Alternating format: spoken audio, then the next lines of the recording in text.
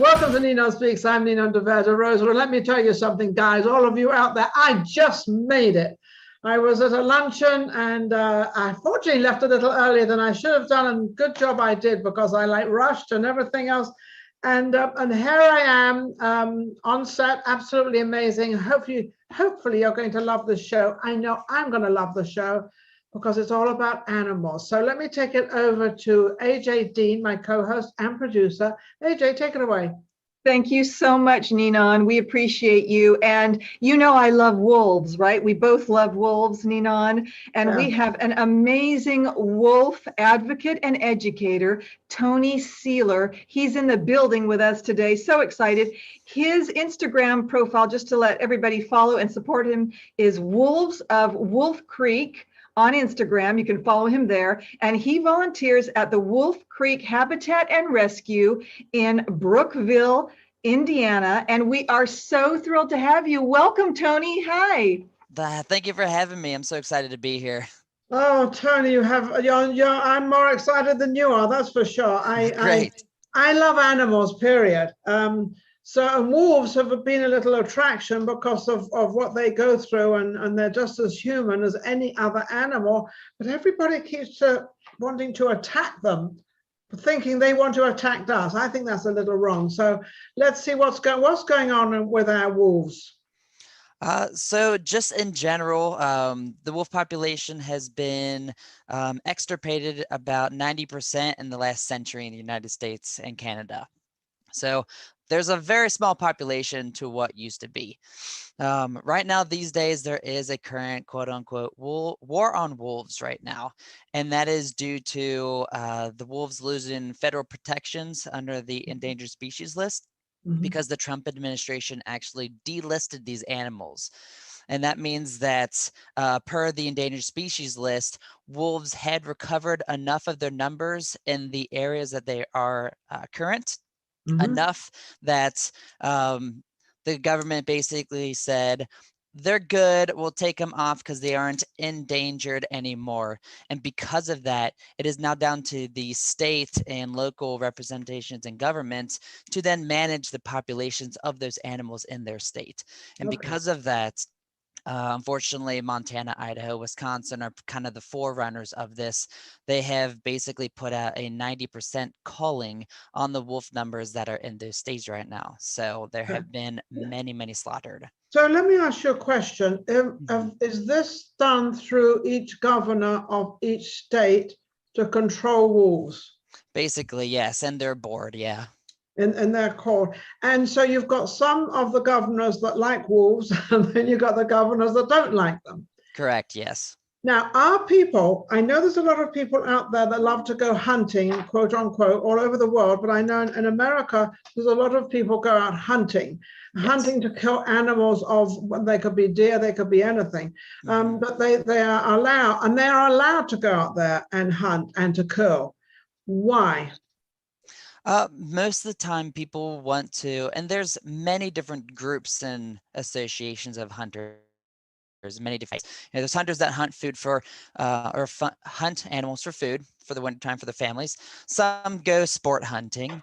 There are some egotistical hunters that like to get predators, like you got bobcats, you got mountain lions, bears, wolves, just to bragging rights. There's that too. And a lot of hunters out there are ignorant in the sense that they don't understand that wolves actually are incredibly important to ecosystems. A lot of them think that wolves just kill and murder and eat all the elk and moose to bare minimal numbers, which is just entirely wrong.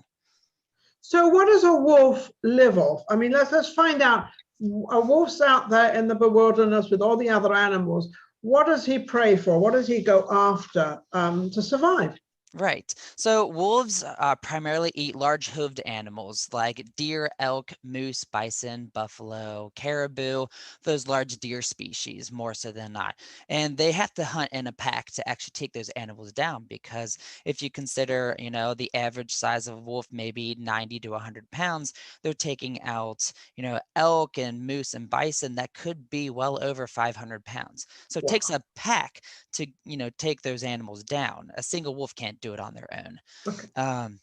So in that sense, though, wolf actual, like the percentage of successful hunts is only 15 to 20%. And that could be a pack of 5 to 10 wolves on average, usually would take down one of those animals once a week. Wow. See, we never look at it that way. We don't see it that way. Now, coyotes, I know that coyotes are not similar to wolves, they're more similar to dogs, but then wolves are very similar to dogs as well. So except for the strength and how, though I can't say that because I don't know. But coyotes, I live in Vegas, and we're getting an awful lot of emails and different things coming across, the internet, that the coyotes are coming more and more into town. Now, obviously, Vegas and Nevada is not really very green. It's more mountain, but they're coming into town for one reason. They're hungry. Yes. And is that the same thing as the wolves? Are they chopping down more trees, chopping down more stuff in states, and bringing the wolves closer into town? No, not in a sense. So coyotes are actually the second most adaptable animal to human encroachment, right behind raccoons, actually. And that's just because raccoons and then coyotes, they don't have as much of a natural fear of humans as wolves do. And that is really because wolves are much more intelligent. They understand that we, as humans, we do harm to wolves. And coyotes are kind of just like, oh, I'm just hungry. I'm gonna go walk into this neighborhood and check out if there's any feral cats or any, bunnies, stuff like that. We have plenty of bunnies here, that's for sure. Yeah. So small mammals like that, you might have bunnies. If there's a lot of like feral animals around, it could be any type of chickens or cats, or even on sometimes small dogs, which that's very rare in general. Coyotes will go for that still. They'll venture into human territory for that stuff. Yeah, because they're hungry. Yeah, they're hungry. So backing up to the wolves, Yes. They're hungry too. Right. So they have to find a place, and I would imagine that they're in their community, like any of us go to live in a community. They find a community where there's plenty of, other animals that they know they can feed off. Right. Now, the animals they kill, do those animals also go after the wolves? The animals that wolves kill are usually the bison, elk, moose. Is that what you're asking? Yeah. Yes. Well, which is the stronger one? I mean, if the wolves go after all these other animals, do those other animals go kill the wolves as well? I mean, if you're an elk and you're being hunted by a pack of wolves, you're going to do everything you can to try to run away more so. But if the flight isn't there anymore, the fight's there. So it's that flight or fight kind of thing. Yeah, that's fine. I know, I used to live in Hollywood Hills. I lived up on Mulholland Drive, and right in front of me was all these big hills and everything. Yeah. And many times, even during the day, but mostly at night, I would hear this wowing, and it was sort of, and you knew they were killing something. You knew something was going on, and it would echo through the mountains. And I was terrified, not so much being terrified of it, but terrified of somebody's getting killed, what is getting killed. And like you said, it was a pack of coyotes killing, they got to feed as well. So is it tough now out there for any animal, whatever the animal may be, to feed? Yes, especially for predators, because obviously predators, their food has 4 legs and runs away usually. Whereas, herbivores, they just eat grasses or leaves, stuff like that. So for any type of carnivore out there, they have to hunt, and they have lower success rates, obviously. So just being a carnivore in this day of age, if it's in Europe and Asia, North, South America, Africa, whatever continent, it is much more difficult. And a lot of that is because of human species explosion, basically. We're moving and living in areas that hadn't been seen by humans ever. And, we as humans are in exponential growth. I know we're expanding and we're taking their territory away. Exactly. But sometimes I have to say, I wish I had 4 legs and could run fast. Tony, not 2-legged animals. Yes. You still can, Ninon. You still can run fast, and you can. Yeah, because I'll get away from it. I try. Tony, what can we do to help relist the American gray wolf? There's many things. So just in general, following a lot of social media platforms that definitely promote the wolf relisting. There's a lot of different sanctuaries out there, a lot of advocates for the wolves. This is Jason Momoa. This is Leonardo DiCaprio. This is sanctuaries that I chit chat with on a daily basis, almost like Wolves of the Rockies and Apex Protection Project. My friend Aspen works a lot with the relisting as well. There's many of us advocates out there, and we're a very large network of pro-wolf people. And there are a lot of ways, just sharing all of the posts. You can go on and sign petitions on various links that these sanctuaries and these activists put up, and just spreading the word. Is one of those relist wolves? If you Google relist wolves, will the petition come up so people can sign it? Yes, okay. So relistwolves.org is the main webpage to really push, and they have many links and petitions that you can sign and look into. Do you just only deal with wolves? Personally, I do a lot of education with exotic reptilians.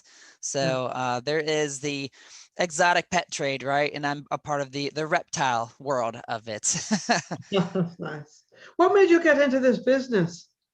I've always grown and had a love for animals, and growing up, I didn't really push into anything much into it up until about mid-college, and I got myself my very first little baby snake, and I was like, oh, this is great. So that's how I got into the reptiles about 11 years ago. And then local to my hometown is Wolf Creek Habitat, where I volunteer currently, and they're about 40 minute drive from me.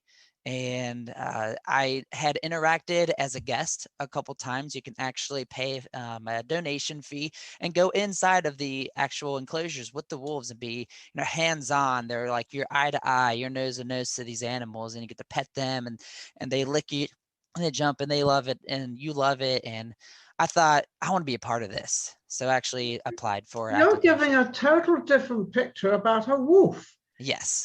You are giving a picture of, and I'm looking at the photograph of this wolf is sort of cuddled into you, and you can see just the look on the wolf's face, that it's enjoying every minute, like you are, of being that close. Yes. So are people more afraid of wolves than they should be? Yes. Yes. Short answer, very much so, yes. And why? And why is it? Because I know they attack, and I know, survival, all that stuff, but why? It's more of it's an ignorance is bliss. It's all the folklore, the mythology, all the stories, Little Red Riding Hood, the Three Little Pigs. It's movies that Hollywood puts out, like The Gray, and just depicting wolves as evil, as like shadow lurking, bloodthirsty animals that prey on anything and everything, when in reality that's not true at all. Yeah, aren't they like us, Tony? Aren't they like us as human beings? They have family, they teach their young during ritual and play and the hunt. Go ahead. Oh, yes, definitely. They have very complex hierarchies. They have, in general, the alpha pair are usually the mother and father, and they have a couple generations of offspring. There might be some aunts and uncles in that. What's the aunts, uncles, grandmothers? Great grandchildren. Exactly. And wolves only actually breed and produce pups to the amount of resources that they are able to obtain in that breeding period, which is just one time a year for a few months in the wintertime. So they only breed once a year then? Correct. Yeah, between maybe December to February. Do they breed once a year, or do they sometimes miss a year? Or if the resources are very slim to none, they may not even breed. Yeah. That's what I was thinking, because if there's not enough females around, and they're doing their thing, and then they can't breed. And that means if you can't breed, you can't multiply. If you can't multiply, then you're losing them. And that's the way, as well as are people out there killing them. So I'm going to give my big word out there. Please don't go out and kill these wolves. They're beautiful. Yes. What is the reason for people to kill the wolves? Is it something that they can tell? I killed a wolf, and aren't I great, and aren't I wonderful, and aren't I strong, and aren't I this? And Is that what goes on? Yeah, a lot of it's ego, a lot of it's ignorance. A lot of maybe local residents and just people in general still see the wolves as, killing machines, decimating herds of elk and bison and stuff. Again, not true at all. The numbers just scientifically prove that.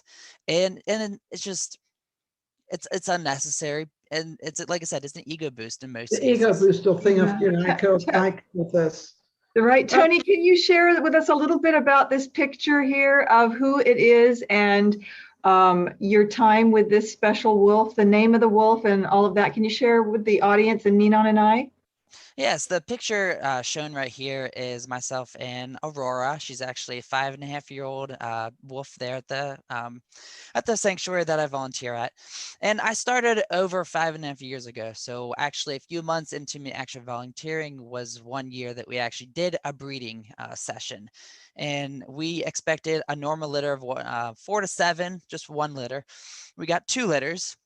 An 11-year-old male who never thought of it before decided he wanted to that year. So love it. As I was mentioning with the resources, giving pups or not breeding and stuff like that, wolves in captivity in most cases are generally very much taken care of. And our wolves actually shown that because they both gave us a litter of 9 and a litter of 11. So you must have been very excited about that. Now, when you have this litter and they're all out there, do you put them into the wild? Do you let people adopt them? Do many people have wolves as pets? Because I know that could be a little maybe dangerous, because I don't know, but you would know whether, I know dogs can suddenly change on a ticket. They can suddenly go crazy, but also I don't know if wolves can do that. So would it be more dangerous to have a wolf as a pet or put them into the wild? What do you do with them? So the wolves that are born at our facility actually stay for life. We're an educational sanctuary, and we do have a number of rescues that actually come from different facilities that may have closed down from malpractice or, lack of funding and stuff. Other than that, our wolves stay for life. We do not sell wolves under the table. It's actually illegal in the United States to own a pure gray wolf privately, unless you're like a sanctuary or zoo. Now, the wolf dog thing is, it's muddy here and there. It really just depends down to the state regulations for that. And that could be a whole different topic on another day. But you mentioned, wolves being dangerous and stuff, maybe in captivity or in close quarters with people. So wolves are extremely intelligent, much more so. It's a different intelligence to dogs. We created the domestic dog to work for us. So they want to please us. They learn that we teach them, we give them tricks, teaches, we work them basically. That's why dogs exist. Wolves have an intelligence of problem solving. So you cannot actually train a wolf to do anything. They're just like, they look at you like, oh, what do you want me to do? No. I don't want to do that. I don't think so. But so, their own mind. Yes. We can adopt them, right? Online. You can adopt a wolf. Tell us about that, Tony. Yeah, you can sponsor one of our wolves. I don't know the prices offhand because I don't really deal with it that much. But if you're local enough with your sponsorship, you get a number of free enclosure meets. You can meet your wolf if it's one of our interactive wolves. And you get a picture, I think, and a bracelet and a couple of different things. I'm not. So you don't exactly adopt it and bring it into your home. Correct. You actually adopt it as you're going to take care of this. And can you name it? And can you choose a female, a male, or whatever? And female can have the babies and all that stuff. So we have all of our wolves right now. They're all named. So you can choose which wolf you want to sponsor. Yes. You don't take it home though. You'd want to give it back right away. Trust me. But this past, 5.5 years ago, when we had that plethora of wolf babies, we actually did let some of the sponsors actually name their special wolf that time. So nice. That's why we have some very interesting names like Daisy and Star, because usually we go with Native American heritage names. Yes. Well, let's get into that. The Native Americans, because that's kind of where this wolf kind of started out, wasn't it? I mean, the native peoples were definitely here way before any type of colonists were, any type of European push. But they took care of them. They took care of their wolves. In a sense. So wolves were actually domesticated very lightly. We created the domesticated dogs from the wolves tens of thousands of years ago. Yeah. So, you're right, Ninon. You're absolutely right, Ninon. yes. Our indigenous ancestors coexisted with the wolves. Mhm. So I'd like, Tony, if you could talk a little bit about non-lethal deterrence in today's modern world, how we can, whether it's guardian dogs, flaggery, light and sound, what can we do? What can people do to coexist with the wolves? Yes. So, like I said, non-lethal deterrence versus lethal, it's been proven scientifically based of stats that non-lethal deterrents, like you mentioned, the guard dogs, flaggery, lights and sound makers, stuff like that. And you know how dogs can hear certain frequencies above ours, right? There are many ranchers out there who use a type of a bell or chime or whatever that gives that frequency off that actually does deter any type of carnivore just coming into the ranching area. And it's much better in general. The lethal deterrence just being going out and killing a wolf or a couple wolves because you lost a cattle, which most ranchers are reimbursed handsomely for anyway. Oh, really? Why? Yes. Why? It's a government thing. It's just the ranching, the dairy industries, Okay. beef industries, because those are very large, very big money making. They account for decently large production of just food in general for United States. So Do they're any of reimbursed. them still use them as skins? A lot of people would in the olden days, and even today, and especially a lot in England, we used to have coat animals and use their skin. It could be as a carpet with a head on it, or could be as a vest, or especially in the heritage that we're talking about. Does that still happen? I mean, personally, I've seen the fur trade, the fur industry is still pretty prevalent out there. Doing that with wolf pelts is just more rare because they are more of a rare animal in general. But there are wolf pelts out there, bear pelts, like you mentioned, having it as a decorative piece, or not. People don't really wear it per se as a warmth, like back in the day with indigenous peoples would actually use fur for clothing. But again, it could be more of an egotistical, a trophy, more than anything nowadays. Yeah.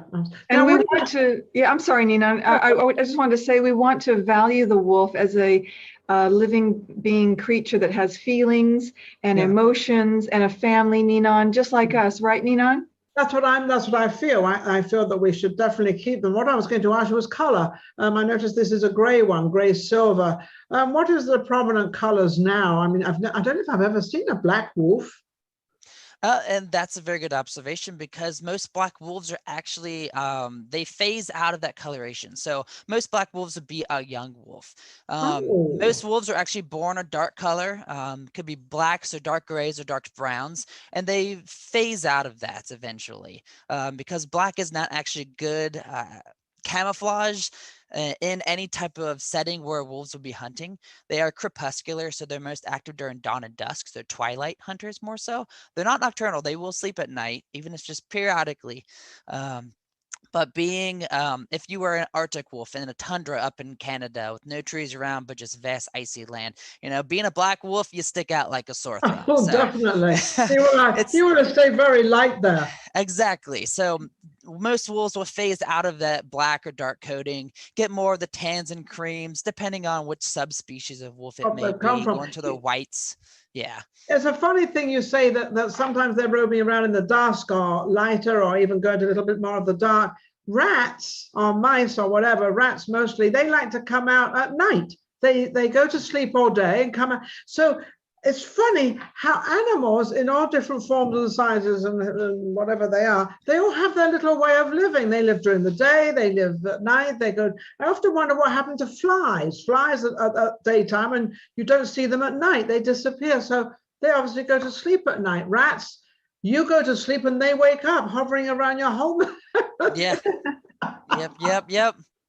So wolves actually are more of a dusk creator. Yes. Yep. Dusk and dawn, and they actually evolved that type of hunting and awake time due to the animals that they hunt. Because deer, elk, moose, bison, they're all also crepuscular animals. They actually are more active during dawn and dusk as well. Okay, so now, because we're coming to the end of our show, now if you had to give any advice to the whole of, well, actually this is worldwide, this show we do, what advice, but we're talking about in America, but what advice would you give people to try to sort of understand the wolves and try to sort of have a little bit more compassion towards them? Definitely some advice is just we like to say at Wolf Creek, Little Red Riding Hood was a liar. Three Little Pigs had faulty construction. Don't believe all the fairy tales. And just do your research, follow activist groups, advocates like myself that actually have the numbers, the actual facts. Don't just follow any other, normal hunter guy in the backwoods that say, smoke a pack to save a herd. That's kind of one of the more popular terms for the anti-wolf people out there. Yeah. So just follow us activists, get your facts, online, Google, YouTube. There's a really good short YouTube short called How Wolves Change Rivers. It's maybe 5 minutes long, but it actually talks about the reintroduction of the gray wolf into Yellowstone in 1995 and how they actually brought the park back into a very, very good recovery. Oh, that's wonderful. I was just thinking of the younger generation, this will give them something to do. So the message to the younger generation to actually go on the computer and find out about wolves and find out in their community where they could go down and see them and where they could sort of maybe help. And if they don't have wolves in their community, maybe something else, lions or something. But since we're talking about wolves, would that be a good idea for our younger generation? Yes. Talk for the younger generation, talk to your parents. Like you said, if you're not in an area that actually has, wolves in the wild that you can really, love, maybe hear howl or something like that, would be absolutely magical to hear wolves in the wild howl. There's a lot of sanctuaries that are just out and about in different states that give education that you can go learn about the wolves, and kind of unique to our sanctuary, you can actually go into our wolves and see them face to face and really get an appreciation for them. Yeah, because it would be a great holiday thing for a family with their children, especially their children are kind of in the teenage, arena. Right. To try to sort of give them something that's really cool to sort of look at and to maybe start taking care of, because I think at that time they need something else other than their telephones or their these things. Yes, I know. Everybody's glued to them. Yeah. So Tony, you can be reached at Tony's Wildlife on Instagram. Is that right? Yes, that is my personal. Yes. Okay. Where else can they reach you? I actually I have a Facebook page that is the same way, Tony's Wildlife. It's all separated by underscores. I have a TikTok as well. It's all the same all the way across the board. And then in that, I have a link tree. So I have multiple links of different petitions you can sign, different types of videos and stuff that you can watch about the relisting the wolves and sharing it, and all kinds of different stuff on there. What an amazing show you have given us on something completely different to what we normally talk about. And I find it very interesting. But do you have any animals at home of your own? Yes, I do. I do have a wonderful dog. He's an 8-month-old Husky Aussie Shepherd mix. And then I do have a number of those exotic reptiles, as I mentioned earlier. I have 5 snakes, 2 lizards, and I do have a pet tarantula and a couple other bugs too. Okay, well, I'll visit you another day. Okay, sounds good. Those things, I always think they can get out of some little tiny hole somewhere and start going towards me. And actually, I was asked the other day, would I like to be thrown into a snake pit or have flies all over me? I said, I think I'd rather have the flies than the snake pit. Not quite sure. I really don't want either. But but I think it's so nice to listen to you, Tony, of your compassion about wolves and how we have to be more conscious of the animal world out there, actually. Yes. And more so at the moment in wolves and what we can do. Last word with you, AJ. Thank you so much, Ninon. Everyone, Google Relist Wolves, sign the petition, follow Tony, and visit your local wolf sanctuary. And even if you want to just adopt a wolf online, do that to support, get our wolves back, the American gray wolf. It's so important. Thank you so much, Tony, for your time today. Thank you for having me on here. We will have you back again and find out what's going on with our wolves and the sanctuary and everything else. I want to thank obviously our audience out there, because without all of you out there, nothing happens. Thank you for being attached to NinonSpeaks, and we're doing great. And we're also on Roku. So things are looking great. Things are looking up, and we're doing absolutely wonderful. So take care, Tony. Lovely to have you on. And Thank you. okay, I'll talk to you later. Take care. Bye-bye. Bye, everybody. Bye-bye.